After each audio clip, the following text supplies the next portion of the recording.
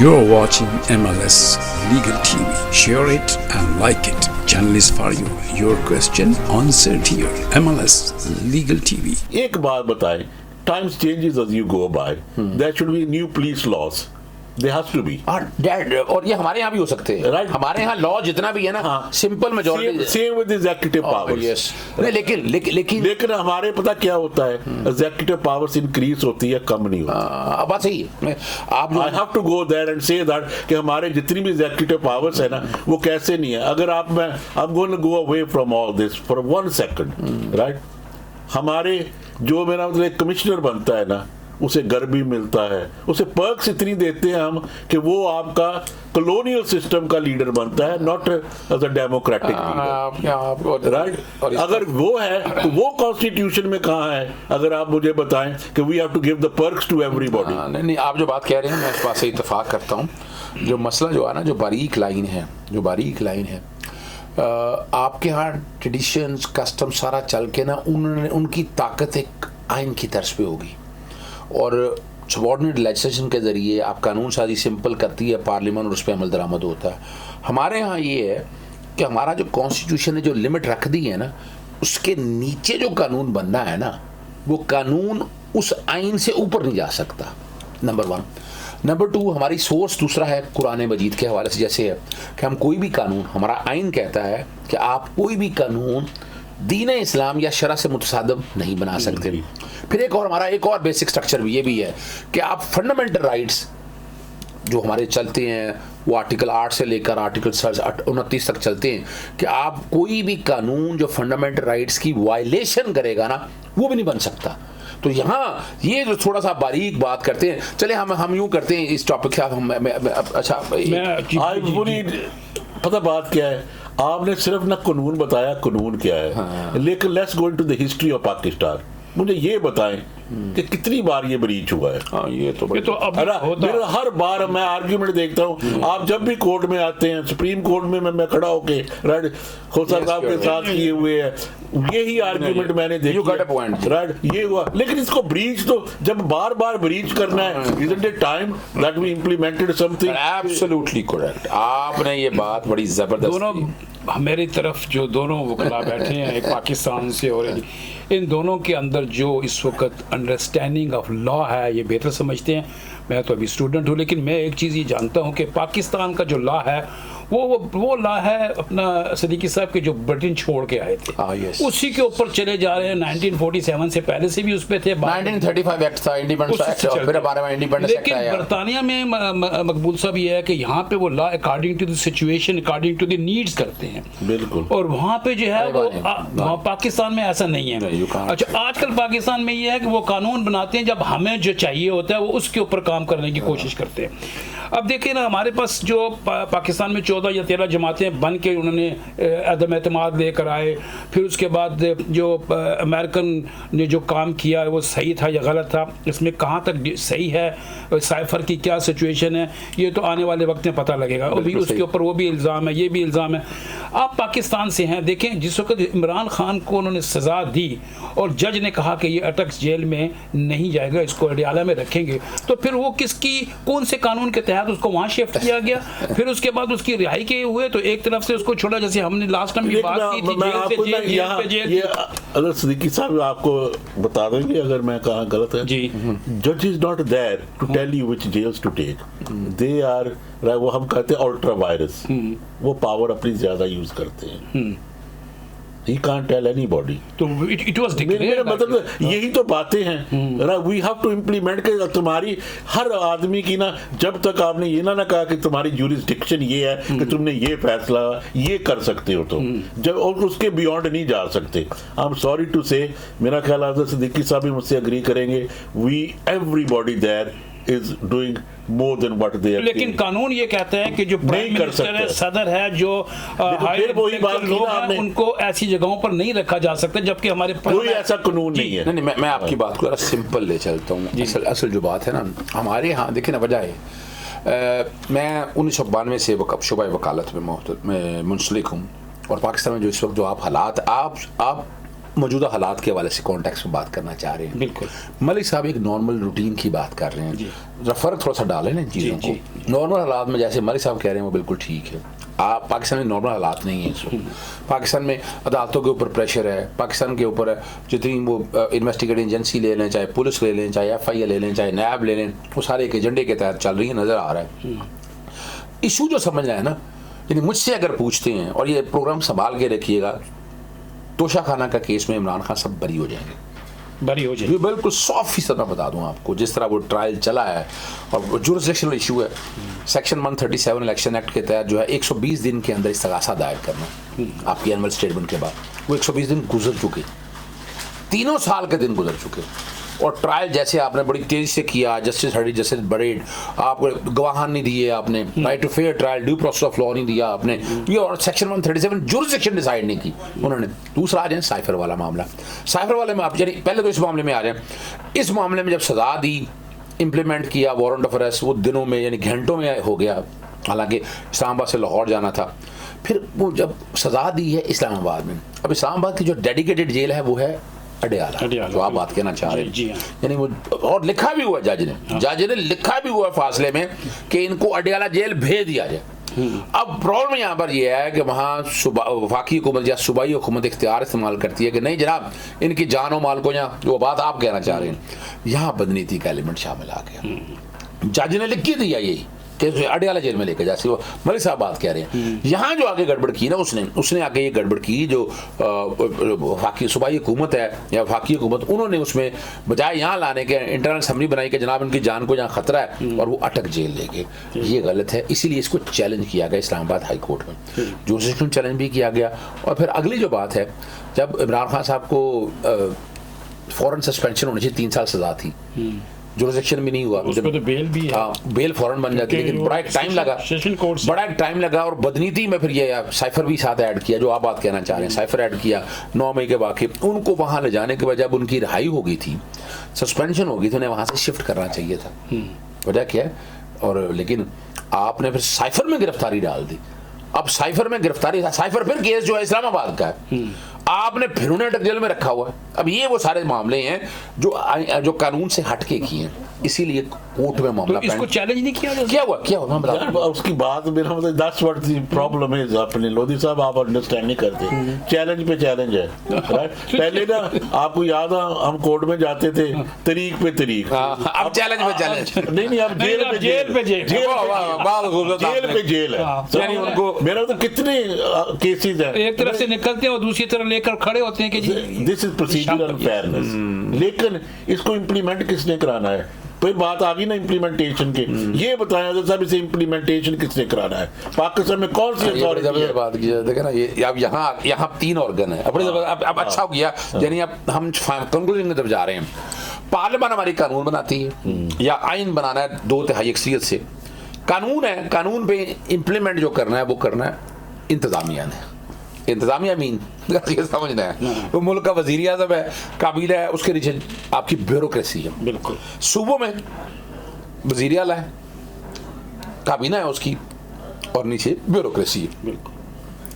और अगर कहीं गड़बड़ कर रही हैं, यानी पार्लियामेंट अपने इख्तियार से तजावज़ कर रही है या इंतजामिया उस पर अमल दरामद नहीं कर रही, तो उसके लिए फिर कोर्टें आती हैं, कोर्टों ने इंटरप्रिटेशन भी करनी है और उस पर अमल दरामद के लिए भी कहना है।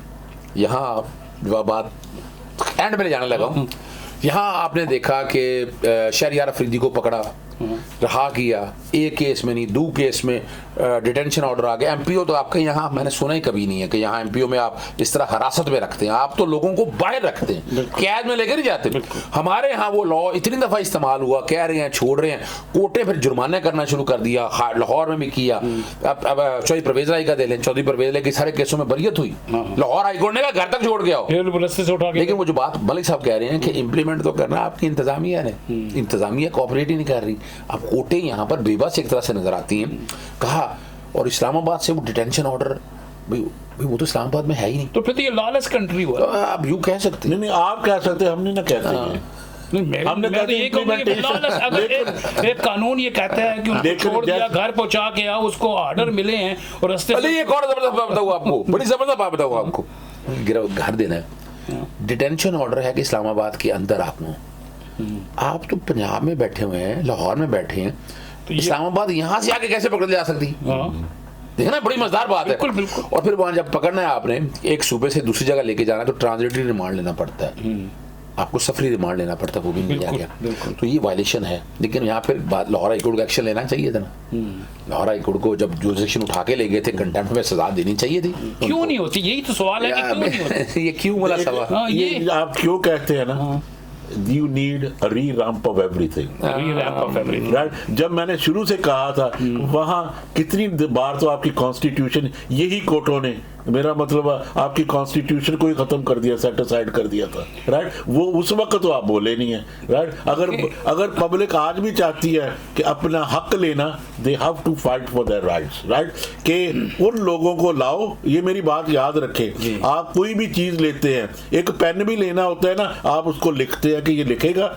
अगर आप लैपटॉप लेते हैं तो देखते हैं इसमें सॉफ्टवेयर कौन सा है, ये मेरी बात याद, इसमें सॉफ्टवेयर कौन सा है, ये कितनी देर चलेगा, ये 5 साल की गारंटी है, क्या ये 5 साल पूरे मेरे करेगा कि नहीं है? जब आप वोट देते हैं तो एक बयानी पे नहीं, उसके सॉफ्टवेयर चेक करो, जिसको आप वहां चेक करो, उस वक्त चेक करो कि क्या ये जो हमारे रिप्रेजेंटेटिव है, क्या ये हमें रिप्रेजेंट करेंगे? अगर करेंगे तो वोट दे दो और देखना ये चेंजेस खुद ब खुद आ जाएंगी। ये चेंजेस खुद ब खुद आ जाएंगी। मलिक साहब ने बड़ी अच्छी बात की कि हम अगर एक पेन भी खरीदते हैं तो उसको बड़ा सोचते हैं कि ये ड्यूरेबल है कि नहीं, इसमें इंक है कि नहीं, लिखते हैं सब कुछ। बड़ी प्यारी बात की। जब हम वोट देते हैं तो ये चीज़ें क्यों नहीं देखते? कुंभा परवरी से निकल कर मुल्क का सोचना पड़ेगा, तभी कुछ हम कर सकेंगे। अज़ीर सिद्दीक साहब, ये जो मलिक साहब ने बात की कि जब हमें कोई भी चीज़ खरीदते हैं तो बड़ा ठोक बचाल के लेते हैं, तो जब हम वोट देते हैं तो ये हम इसको नहीं देखते। ये चीज़ पाकिस्तान, बल्कि यहाँ पर यूके में भी हमारी जो एशियन कम्युनिटी इस वक्त है वो पाकिस्तानी स्टाइल से सियासत करने के चक्कर में नजर आती है।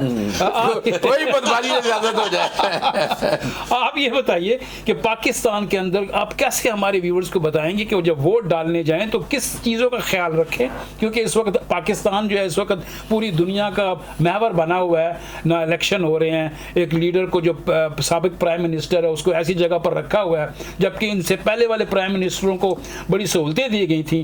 तो ये चीज़ें जो हैं, आप सिर्फ हमें सम अप में ये बताइए कि हमारे पाकिस्तानी जो वोट के मुंतज़िर हैं, जो अपने लीडर्स को पसंद करते हैं, किसको वोट देना चाहते हैं, उनको क्या क्या सोचना चाहिए, क्या क्या देखना चाहिए? बड़ी ज़बरदस्त बात की। पाकिस्तान में जो कायन है, पाकिस्तान है, हमारे यहाँ हमारे दीन इस्लाम का कॉन्सेप्ट है हाकिमियत आला का।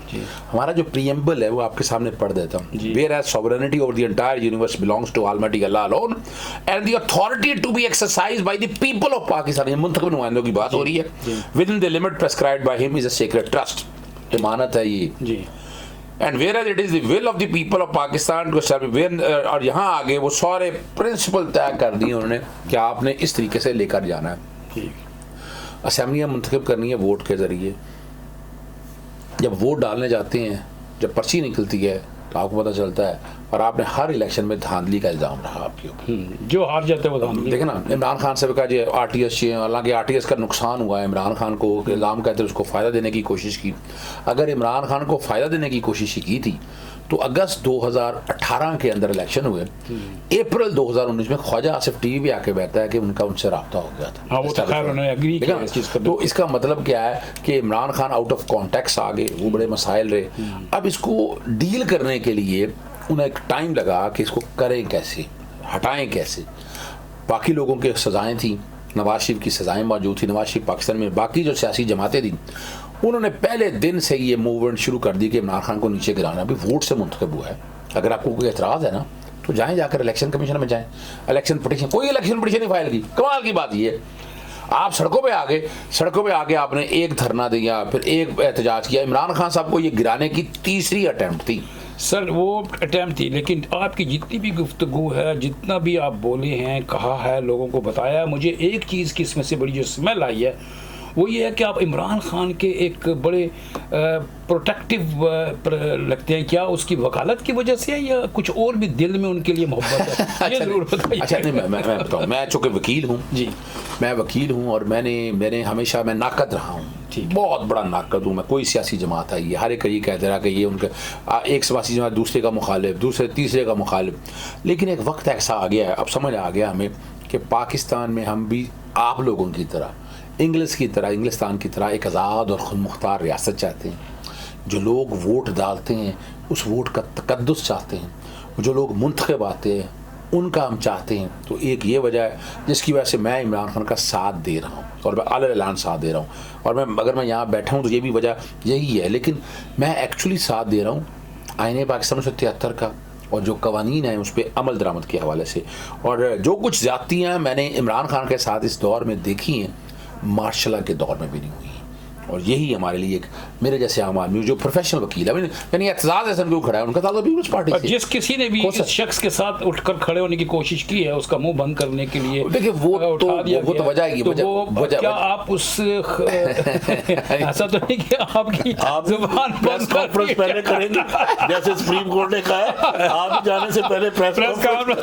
बड़ी जबरदस्त मलिक साहब ने बात की। अच्छा मैं बता दूं लोधी साहब, 13 अप्रैल 2023 किसी वकील पे हम सबसे पहला मैं था वकील कि जिसके घर पे पेट्रोल पंप फेंके गए। आपके घर पे? यस। अच्छा। ये हर टीवी चैनल जी फायरिंग की गई। ठीक। मैं आपको पता, फिर मैं यहाँ इंग्लिस्तान आ गया, बेटी का यहाँ पर वलीमा था उनका। तो मैं वापस जब 9 मई का वाकया हो गया मैं इधर ही था, फिर 17 मई को वापस गया हूँ। इमरान रियाज का काम उठाया मैंने, निगरान हुकूमतें 90 दिन से ज़्यादा जा रही थी, मैंने वो चैलेंज किया। मोहसिन नकवी के अपॉइंटमेंट को चैलेंज किया, मेंटेनेंस ऑफ पब्लिक ऑर्डर को मैंने चैलेंज किया। मैंने कहा कि यार पाकिस्तान में रूल ऑफ लॉ लगा, वो रूल ऑफ लॉ तो मेरे लिए गले का अज़ाब बन गया। फिर मैं कुछ इन्वेस्टिगेशन के लिए दुबई आना हुआ, तो मेरे लिए पाकिस्तान के दरवाजे बंद कर दिए उन्होंने, बच्चों को तंग करना। मैं डिटेल में नहीं मैं जाना चाहता। हम जो लोग हैं ना, हम बेसिकली लेफ्टिस्ट हैं। हम जो अगर देखा जाए हम नजरियाती लोग, पीपल्स पार्टी मैं एक्चुअली बाय नेचर अगर मुझसे पूछते हैं तो मुझे पीपल्स पार्टी की पॉलिटिक्स पसंद थी जुल्फ़िकार अली भुट्टो के हवाले से। वो एक नजरियाती पॉलिटिक्स थी, उसमें नुक्ता नज़र में बहुत इख्तलाफ रहेगा। और जुल्फ़िकार अली भुट्टो भी याद रखिएगा, वो भी साइफर के नतीजे में हटाया गया था।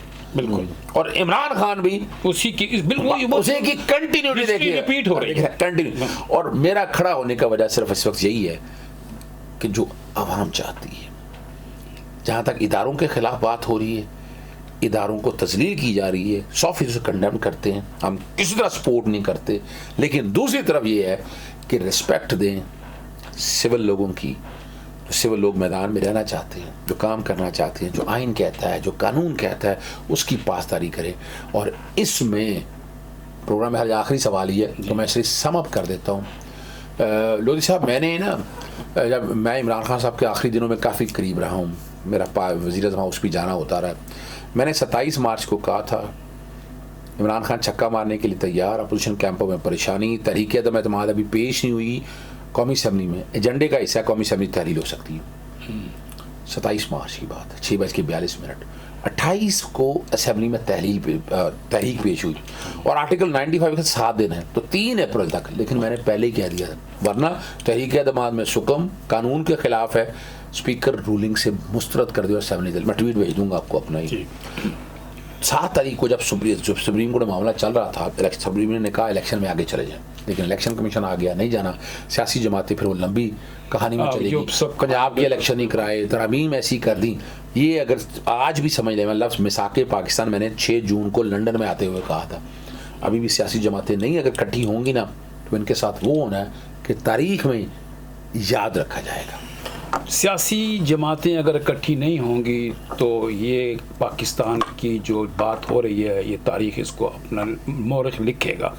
मलिक साहब, आपका बहुत बहुत शुक्रिया, आपने बड़ी अच्छी बात बताई कि वोट देने से पहले उस आदमी को, उसके करैक्टर को ज़रूर परखें कि उसकी माजी में उसकी क्या हरकत रही हैं। मुल्क को बेहतर बनाना है तो अपने वोट का सही इस्तेमाल करें।